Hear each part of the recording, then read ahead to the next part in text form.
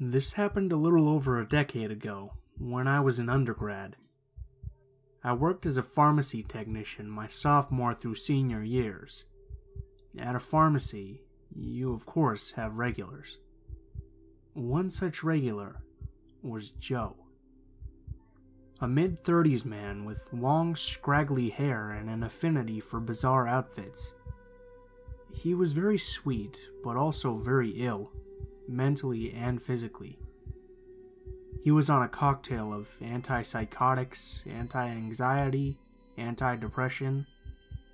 He was also on medicine for AIDS. Normally, Joe came in with his mother, who took care of him. However, his mother was older and had her own health problems. Toward the end of my junior year, Joe started coming in by himself. He couldn't drive, so he'd walk from his home or take a taxi. Joe told me frequently that I looked like a young Michelle Pfeiffer. Aside from curly blonde hair, I never really saw a resemblance. But okay. I was polite. Told him thanks, asked how his mother was. I tried to make general small talk while I rang up his scripts. He never gave me the beware vibe. My senior year, Joe's mother came in without him and told us that Joe wasn't doing well. He was refusing to take his antipsychotics, and she was getting too old to defend herself if Joe went into a rage. She was having him placed in a home for patients like Joe. I didn't know until that day that Joe was technically under guardianship. The courts and his doctors had deemed him too ill to make important financial and medical decisions. Joe's mother gave us a medical release so that Joe's new home could send their staff to pick up his medicine. We didn't see Joe for about 4 months. This was the end of my senior year, on a Friday night. Just me and the pharmacist were working because Friday nights are usually slow. I was reading a magazine when I heard, "Hey, Michelle." I'm not Michelle, so I didn't look up at first. Then I heard an angry, "Michelle." and a slap on the counter in front of me. This made me look up. It was Joe. He was bleeding profusely, and he left a bloody handprint on the counter. I was shocked, and all I could do was slowly back away to put distance between myself and the very bloody Joe. The pharmacist came rushing over, asking Joe what he was doing here. His home had picked up his meds on Tuesday. "I wanted to see Michelle," said Joe. "I miss her." Then he started trying to open the waist-high door to get behind the pharmacy counter. The pharmacist called for the store manager and told the manager to call 911 while she called Joe's mother. "Michelle, come here. Give me a hug." No, I don't think that would be appropriate, Joe. "Give me a hug." He just started screaming this over and over and attempted to climb over the counter. The pharmacist told me to go to the back storage room and lock the door. This just pissed off Joe, and he started picking up items, which covered them in blood, and threw them at us. It was a chaotic mess. A patron was about to attempt to subdue him, but the pharmacist and I both shouted not to touch him, due to him being covered in blood and being positive for HIV. We told the small crowd that had formed to leave for their safety, as Joe was still flinging items and getting blood everywhere. Eventually, the police and EMTs arrived. The store manager must have explained the blood and HIV issue, because they had on protective gear and were able to forcibly sedate Joe. The store had to be shut down, and a special cleaning crew had to come in and clean the entire store. Joe's mother came to apologize after the store reopened. She explained that Joe had developed an obsession over me, and grew angrier and angrier each month when his home would not allow him to tag along to pick up his meds. He attacked one of the other home residents the night of the incident, so the home grounded him and sent him to his room. Joe broke his window and crawled out, through broken glass, and walked all the way to the pharmacy. The home didn't know he had broken out, until his mother called frantically. His mother was considering suing the home for negligence, and she had Joe moved to a more secure mental health facility.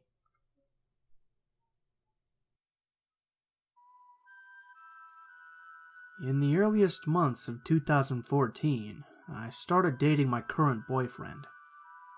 We hit it off immediately, which resulted in me staying at his house multiple nights out of the week. Eventually, I ended up living there, sharing a mobile home with him and his father. The neighborhood itself was fairly creepy, one of those unnamed country areas that branched out from a main road. Richard, my boyfriend's dad, would tell me stories about how the entire street was owned by one man, a guy who had gotten old in recent years and let the land go. As a result, the field beside our mobile home was overgrown with weeds and old trees. He also told me about the strange occurrences, of which he attributed to two things: aliens and kids from another neighborhood. Despite his warnings and how creepy the area was, I didn't really take him too seriously. After all, his biggest concern was aliens. I was unemployed for a short period of time after moving in, which left me alone in the house while Cody, my boyfriend, and his dad worked. I spent most of my days putting in job applications, cleaning up the house, and reading online. I guess you could say that my presence at the house was pretty predictable, which is the only explanation to this occurrence. One day, as unremarkable as any other, while I sat reading a book in our bedroom, I heard a car pull into the driveway. The sound was pretty distinctive, considering the area wasn't paved, but rather made up of gravel. Thinking that Cody had come home early from work, I slipped some shoes on and started for the front door, which was on the other side of the house. Before I could reach it, a knock sounded against glass. The front of our trailer had a sunroom, basically a front porch that's encased with windows, making it so you had to go through two doors before stepping into the living room. Being as paranoid as he was, Richard would usually lock the sunroom door before leaving for work, unless he was in a huge hurry. Still thinking that maybe my boyfriend had come home early from work, I opened the first door to let him in. Only, it wasn't Cody at the door, but rather a short Hispanic man. He smiled at me through the glass and nodded, almost as if I was exactly who he'd been expecting to answer. I noticed that he had one hand behind his back, the other hanging at his side. I tried not to think too much about it. Behind him, in our carport, was a small white truck, and I could hear that the engine was still running. "Can I help you?" I tried to make my voice sound as strong as I could, but it only came out shaky. I'm with the garbage company. I'm here to pick up your trash cans. I blinked, knowing immediately that this was a lie. Yes, it was common for the garbage company to come pick up trash cans if the bill hadn't been paid, but I had gone with Cody the last week before to pay it. Not to mention, the drivers never knocked on the door. They only took the cans and left. I glanced to my left, seeing that our trash cans were still where we always kept them, on the outside of the sunroom, somewhat behind the house. "They're right there. If you need them, then take them." This time, my voice was more assertive, causing my visitor's smile to turn into a frown. Can I come in? He asked. I didn't verbally answer. I just shook my head. My heart dropped as I watched him reach up and grab the handle to the glass door, pulling on it to try and open it. The door clicked, obviously locked. The man tried to pull it again, but this time harder, causing the metal to creak. I jumped back into the house and slammed the front door, locking it with purpose. It was so quiet in the house that I only noticed two sounds: my heart pounding and the doorknob to our back door jiggling. There was no way it could have been the guy at the front porch. He wouldn't have had time to get to the back door, even if he had ran. "I'm calling the fucking police!" I yelled through the door, still baffled at the fact that this had all happened in broad daylight. I could hear the truck drive through the carport and into our backyard immediately after that. I took a moment to look through the blinds of a window, watching as a separate man jumped off the back porch and into the passenger seat. To this day, I'm convinced that these men knew I was home alone and had carefully planned the attack. One of them was meant to distract me, while the other broke into the back door. I still don't know what the front door guy had hidden behind his back.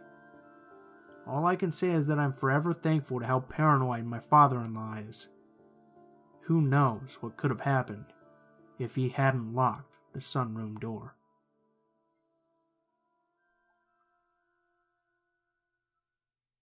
After my first semester of university, at the beginning of May, I decided to reward myself by getting tickets for a band I wanted to see. They weren't playing in my hometown, unfortunately, and the nearest venue they were playing in was a small town 6 hours away by train. I had a friend who attended university in the town, who agreed to let me stay with her, so I figured that I would be fine to go up. I had never been in this town before, but having lived in larger cities my entire life, I associate small town with safety. I declined my friend's offer to drive me to the concert, considering she was studying for finals, and I enjoy a good walk anyways. This town was divided by a river, and to cross that river, you had to first go over one bridge, then walk through a park on an island, then cross a second bridge to get back into town. To get to the first bridge from my friend's university, you had to walk down a nature trail.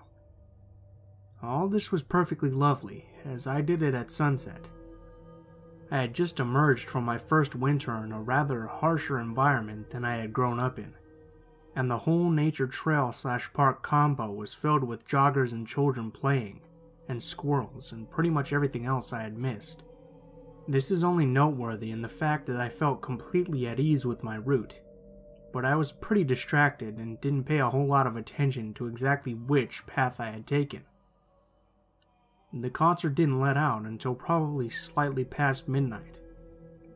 I got to the first bridge, crossed, and proceeded to cross the island to the second bridge.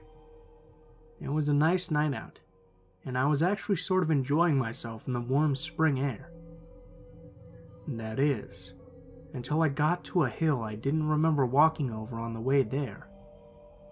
I stopped at the base of it, feeling that something was off, but I eventually attributed it to the fact that I had somehow forgotten an entire hill. How funny, I thought as I walked up the mystery hill.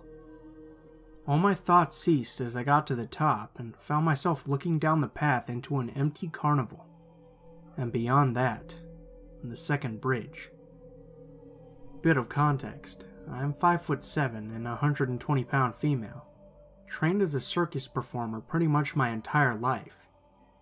This means that whatever extra weight I carry is pretty much all muscle, which serves, if for nothing else, as a boost of confidence, and also that I didn't have any sort of fear of carnivals or clowns or anything. But walking over a hill I didn't remember, to see an entire carnival I definitely didn't remember seeing, set me on edge.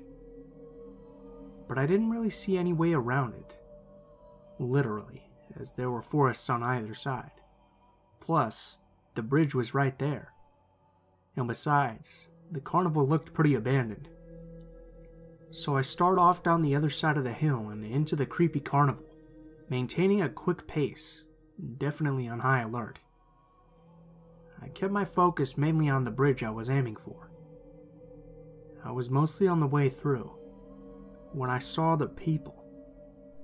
I saw them from far enough away that I didn't jump, but I did stop dead in my tracks. They seemed pretty normal looking by their clothes, and I was too far away to see their faces. They were sitting in whatever was available. Lemonade stands, immobile roller coasters, covered picnic tables. I didn't really know what to do about any of it at all, and I'm sure there was much better options available. But in the moment, feeling I had to do something, I started to walk forwards again. And as I did, I made eye contact with the first one of them I saw, and held it as I walked through them. The man I had chosen to look at, I remember very vividly, looked a lot like I'd imagined death would look like. A gaunt, drawn-out face with no expression of any type on it, sunken eyes that followed me as the rest of his body stayed still. From what I could tell, the rest did the same. I was terrified out of my wits, and for some reason, making eye contact with this zombie of a man was the only thing that I felt was keeping me safe. I never broke eye contact with him until I reached the second bridge, so far as to opt to walk backward down the trail. I turned and crossed the bridge at a sprint, and someone shouted behind me, which only prompted me to run faster. Now I mentioned that the route from the university to the bridge was a nature trail. This meant that it had no lights on it, and was black as the void, trees covering up the moon and making it impossible to see anything. I didn't care at this point. I ran down the trail, tripping over who knows what. Anything to put distance between me and the creepy carnival people. Eventually, I reached a patch of light at the end of the university, and stopped. There wasn't any noise anymore except for crickets and my own frantic breathing. If any had followed me, they hadn't done so for long. I managed to gather myself together enough, and remember that I did in fact have a cell phone. At that point, I used it to call my friend, to have her meet me at a well-lit spot on campus, populated by studying students. I told her what had happened, and her eyes got really wide. As it turned out, unbeknownst to me, there were two trails to the park on the island, a north one and a south one. I had taken the north one on the way there, and had accidentally taken the south one on the way back.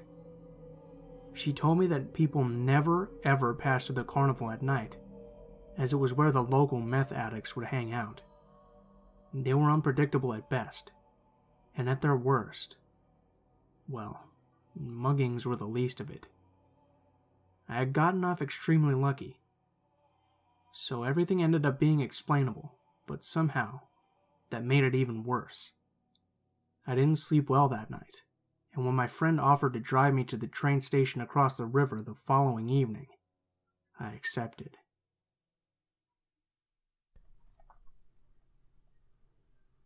Hey guys, what's up? It's Blue Spooky here, as always. I just wanted to thank you guys for watching, especially if you made it to the end here. Sorry if my voice sounds a little funny.